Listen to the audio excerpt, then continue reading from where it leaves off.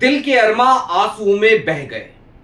आज की तारीख में असम के मुख्यमंत्री यानी कि शाह साहब के लाडले हिमंता बिस्वा शर्मा शायद इसी गाने को सुन रहे होंगे, क्योंकि आज हाईकोर्ट में पवन खेड़ा के मामले की सुनवाई हुई और सुनवाई के बाद या फिर कि सीधे तौर पे कहा जाए तो सुनवाई के दरमियान हिमंता बिस्वा शर्मा का बड़बोलापन, हिमंता बिस्वा शर्मा के वो तमाम बयान कि पवन खेड़ा को मैं पवन पेड़ा बना दूंगा या फिर कि पवन खेड़ा को मैं पे डॉट डॉट डॉट गा, समझ गए होंगे आप, उस भाषा का इस्तेमाल मैं नहीं कर सकता, संसदीय मर्यादा के खिलाफ है ये।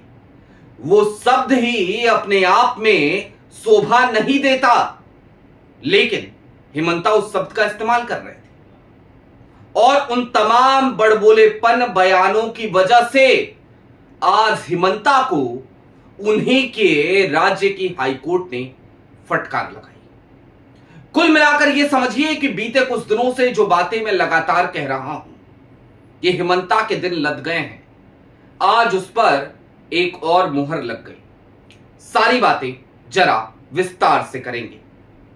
नमस्कार, मैं स्वप्निल और आप मुद्दा देख रहे हैं।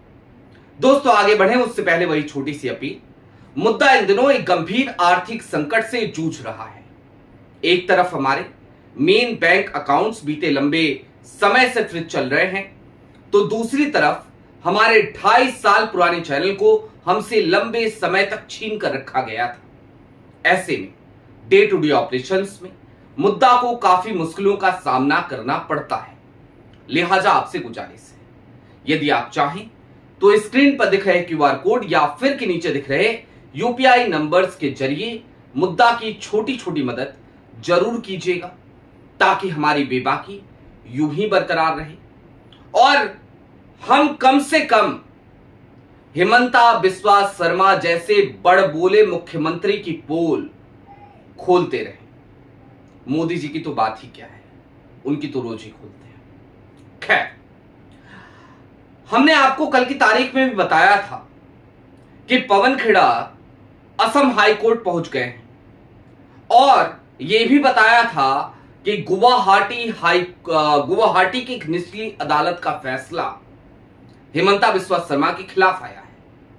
यानी कि असम की पुलिस गई तो थी कि भाई पवन खेड़ा के खिलाफ हमें गैर जमानती वारंट दे दो, लेकिन असम की उस निचली अदालत ने भी सीधे तौर पर मना कर दिया था, इनकार कर दिया था। अब बात आज की करेंगे।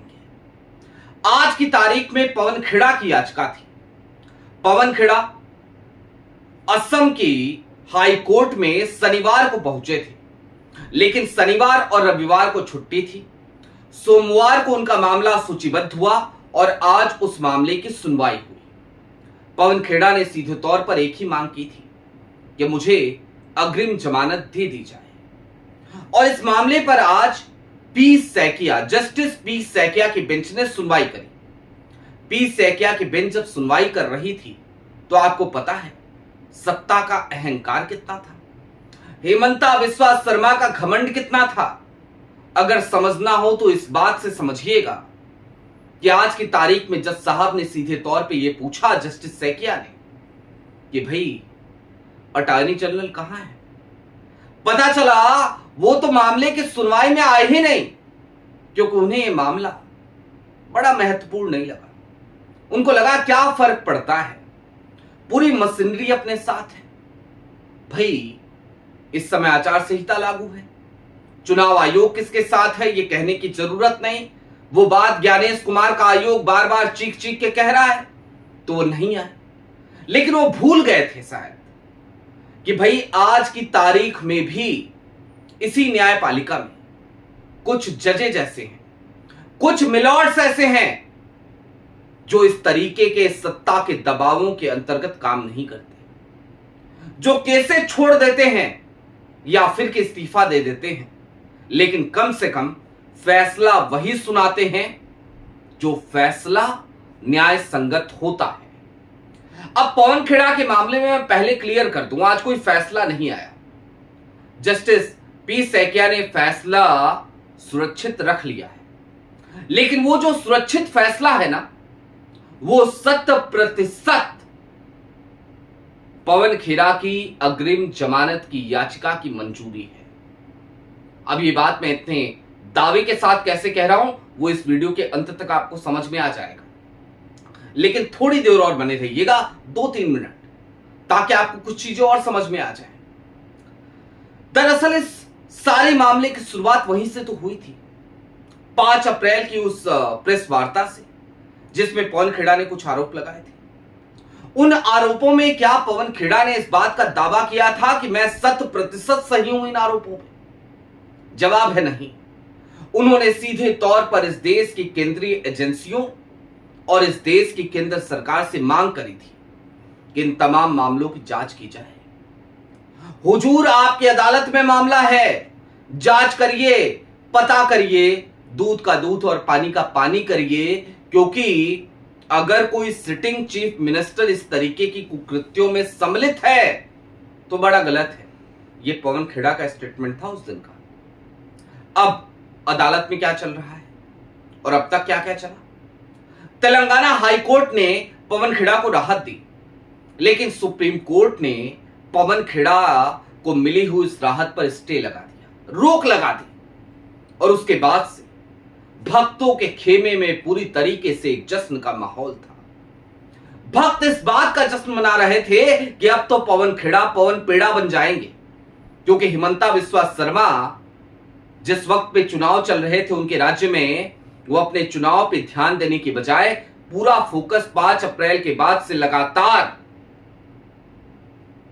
पवन खेड़ा पे कर चुके थे। उनके टारगेट पे सिर्फ और सिर्फ एक ही नाम था, और वो नाम था राहुल गांधी के सच्चे सेनापति का, यानी कि पवन खेड़ा का। उनका पूरा कैंपेन डिरेल होता नजर आया था। आज की तारीख में जो सुनवाई हुई, अब जरा उस तरफ चलते हैं और फटकार क्यों लगी, जरा उस बात को समझते हैं। दरअसल हुआ ये आज की तारीख कि जैसे ही इस मामले को आज पी सैकिया साहब ने सुना, तो सबसे पहले वहां पर पवन खेड़ा की दलीलें रखने के लिए पता है कौन मौजूद थे? उनका नाम है अभिषेक मनु सिंघवी। आप सब बेहतर तरीके से जानते हैं, देश के एक जाने माने वकील हैं और कांग्रेस के राज्यसभा सांसद हैं। वो आज पवन खेड़ा की तरफ से वहां पर दलील रखने के लिए मौजूद थे। उन्होंने अपनी दलीलें रखी और उन्होंने सीधे तौर पे कहा कि भाई, मेरे मुवक्किल ने तो कुछ आरोप लगाए थे, उन आरोपों की जांच करने का काम केंद्र सरकार का है, लेकिन उनके आरोप लगाने के बाद जिस तरीके के बयान हिमंता बिस्वा शर्मा ने दिए, उसका क्या कीजिएगा? और उसके बाद अभिषेक मनु सिंघवी ने सीधे तौर पर यह कहा कि पवन खेड़ा अगर असम पुलिस की गिरफ्त में आते हैं तो उनको खतरा है, उनकी जान को खतरा है। और क्यों है, जरा इस बात को समझिए। किसी इंसान को पेड़ा बनाने का मतलब क्या होता है? क्या उसे रोड रोलर से कुचल दोगे? क्या करोगे उस आदमी के साथ? हिमंता कहना क्या चाहते थे? जाहिर सी बात है, कोर्ट इतनी मासूम नहीं होती। कोर्ट ने आज की तारीख में इन तमाम बयानों का संज्ञान लिया और उसके बाद हिमंता बिस्वा शर्मा के उन तमाम बयानों का संज्ञान लेते हुए हिमंता को कड़ी फटकार लगाई। लेकिन जज साहब यहीं तक नहीं रुके। जज साहब ने कहा, अटॉर्नी जनरल साहब कहां है? अब जरा सोचिए, जो मामला हिमंता बिस्वा शर्मा के लिए इतना महत्वपूर्ण हो, अगर उसी मामले में अटॉर्नी जनरल पेश ना हो रहे हो तो फिर इसे किस तरीके से देखा जाए? आज की तारीख में हुआ यही। अटॉर्नी जनरल साहब वहां पेश नहीं हुए थे। इस बात पर भी जस्टिस पी सैकिया खासे नाराज हुए और उन्होंने सीधे तौर पर इसके लिए हिमंता बिस्वा शर्मा की सरकार को फटकार लगाई। हालांकि असम में अभी भी आचार संहिता लागू है, लेकिन अटॉर्नी जनरल किस मामले में पेश होंगे, किस मामले में पेश नहीं होंगे, ये कार्यक्षेत्र अभी भी हिमंता के पास है। कार्यकारी मुख्यमंत्री वही हैं। बात इतर है कि पुलिस ज्ञानेश कुमार की है, लेकिन अटॉर्नी जनरल तो अभी भी आपके हैं। पेश कर देते। अब चलते चलते कुछ और बातों को समझिए। आज की तारीख का दौर दरअसल वो दौर है जहां पर जुडिशरी पर यानी कि न्यायपालिका पर मौजूदा सत्ताधारी दल हर तरीके से कब्जा जमाना चाहता है। बहुत ज्यादा दिनों की बात नहीं, कुछ केसेस से यह बात आपको समझ में आ जाएगी। वो केस अरविंद केजरीवाल का हो, या फिर कि भाजपा के विधायक संजय पाठक का, या फिर कि खुद ब खुद देश के नेता प्रतिपक्ष राहुल गांधी का मामला, दोहरी नागरिकता का मामला। एस विघ्नेश सिसर भारतीय जनता पार्टी का एक आम कार्यकर्ता जिसकी कोई हैसियत नहीं, लेकिन उसके बावजूद उसे सीआरपीएफ का कवर मिला हुआ है, और जो आज की तारीख में खुलेआम कह रहा है कि मुझे तो जेड कैटेगरी की सुरक्षा व्यवस्था मिलनी चाहिए।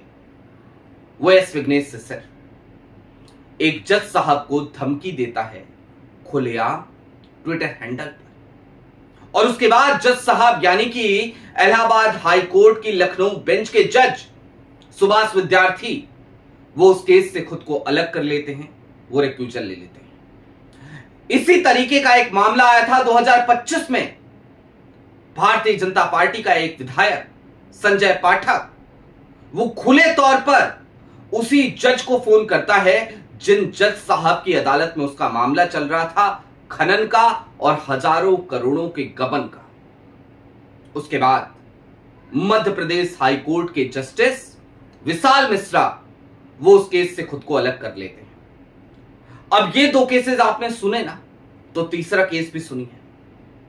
एक केस था और आप सब जानते हैं बड़ी चर्चाओं में, जस्टिस स्वर्णकांता, जस्टिस नहीं है, दिल्ली हाई कोर्ट। और उस मामले में आज की तारीख में उन्होंने फैसला दिया कि वो रिक्यूजल नहीं लेंगी, वो उस केस से नहीं हटेंगी, वही इस मामले की सुनवाई करेंगी। यानी कि विपक्ष के लिए नियम कुछ और सत्ता पक्ष के लिए नियम कुछ और। लेकिन इसे इस तरीके से भी देखा जा सकता है कि कुछ जजेज हैं न्यायपालिका में जो ईमानदारी से न्याय के साथ खड़े हैं, और कुछ जजेज हैं ऐसे जो न्याय को तार तार करने में रत्ती भर का संकोच भी नहीं करने वाले। लेकिन हां, पवन खेरा के मामले में आज जिस तरीके से हिमंता बिस्वा शर्मा को कड़ी फटकार लगी है, ये बात कहीं ना कहीं इस बात की तस्दीक करने के लिए काफी है कि वो जो फैसला सुरक्षित है, वो फैसला हिमंता बिस्वा शर्मा के पक्ष में नहीं है। वो फैसला निश्चित तौर पर कांग्रेस के, पवन खेरा के, और इससे भी कहीं ज्यादा आगे बढ़कर इस देश के लोकतंत्र के पक्ष में है। आपकी क्या राय है वो हमें कमेंट बॉक्स में जरूर बताइएगा। अभी के लिए दीजिए इजाजत। चलते चलते फिर वही अपील, चैनल पर नए हो तो सब्सक्राइब करते हुए जाइएगा, सक्षम हो तो मुद्दा की छोटी छोटी मदद जरूर कीजिएगा ताकि हमारी बेबाकी यूं ही बरकरार रहे। बहुत शुक्रिया।